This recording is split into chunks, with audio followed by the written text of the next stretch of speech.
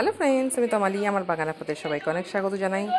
দেব কাঞ্চন বা পিঙ্ক কাঞ্চন এর ভিডিওটা পাওয়ার জন্য কিন্তু অনেকেই অধীর আগ্রহে অপেক্ষা করেন এই সময়ের জন্য, কারণ এই সময়ই একমাত্র এর ফুল হবে। এই ফেব্রুয়ারির পর থেকে, ফেব্রুয়ারি টু মার্চ। আর আমার মানে বাড়ির সব দিক থেকেই মানে এত যানবাহনের আওয়াজ, আমি আগাগোড়াই বলি সব কটাই রাস্তার ধারে। তো ভিডিও করতে করতে পেছনে ব্যাকগ্রাউন্ড সাউন্ড আপনারা পেয়েই যাবেন কিছু না কিছু। তো সেটার জন্য আগে থেকে সরি বলছি, কিছু করার নেই।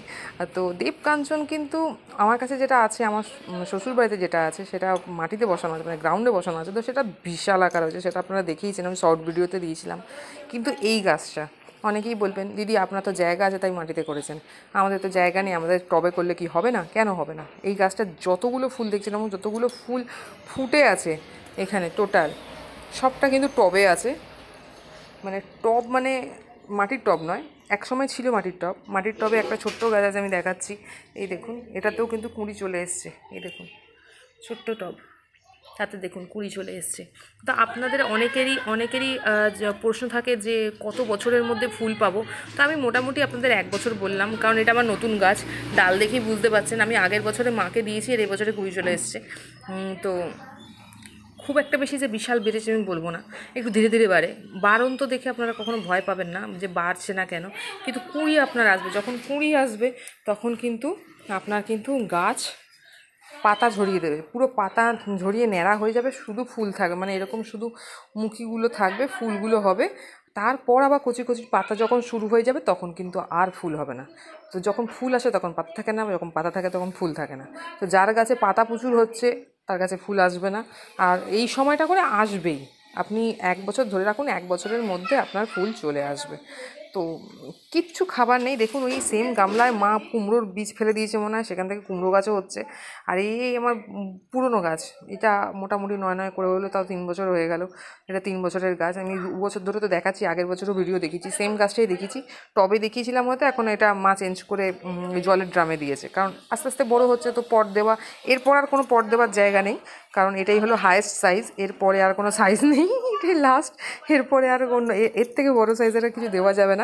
তো তাতে কিন্তু হয়েছে, মানে এত সুন্দর লাগে, কাটিংটাই অপূর্ব, মানে দেখেই মন প্রাণ মানে ভরে যায়, মানে এত সুন্দর। আর গাছ পুরো পিঙ্ক হয়ে থাকে, খুব ভালো লাগে।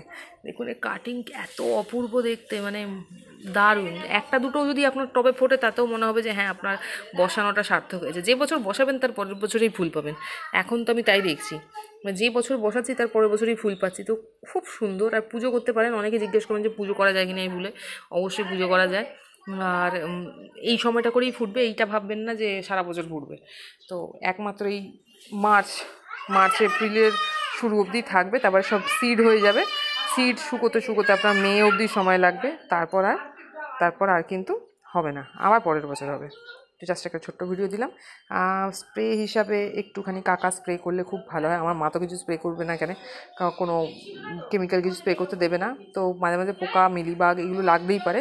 তো যারা স্প্রে করছেন তাদের বলবো যে যে কোনো একটা পেস্টিসাইড স্প্রে করবেন। আর মাটি সবসময় হালকা বানানোর চেষ্টা করবেন, যেন বালির ভাগ আর মাটির ভাগ এমন থাকে যেন জলের ড্রেনেজ সিস্টেম খুব ভালো হয়। ড্রেনেজ সিস্টেম যদি ঠিকঠাক না হয় তাহলে কিন্তু পাতাতে ফাঙ্গাল ধরে পাতা সব কুচি কুচি পাতাও ঝরে পড়ে যাবে। তো সেটার দিকে খালি খেয়াল রাখবেন, আর কিচ্ছু না। ড্রেনেজ সিস্টেম যদি ঠিক থাকে, শুধু খোল পচাতেই গাছ বড় হবে। আর সবজির খোলা পচা তো মা দেয়, তাই আমি সেটাও দিই না, আমার তো শুধু খোল পচাতেই বড় হয়। তাই তো যেটা করেছি সেটাই জাস্ট বললাম। এই দেখুন কত কুঁড়ি হয়ে আছে, মানে কুঁড়ি প্রচুর হয়ে আছে, এবার ফুটবে। সবে শুরু হয়েছে ফোটা।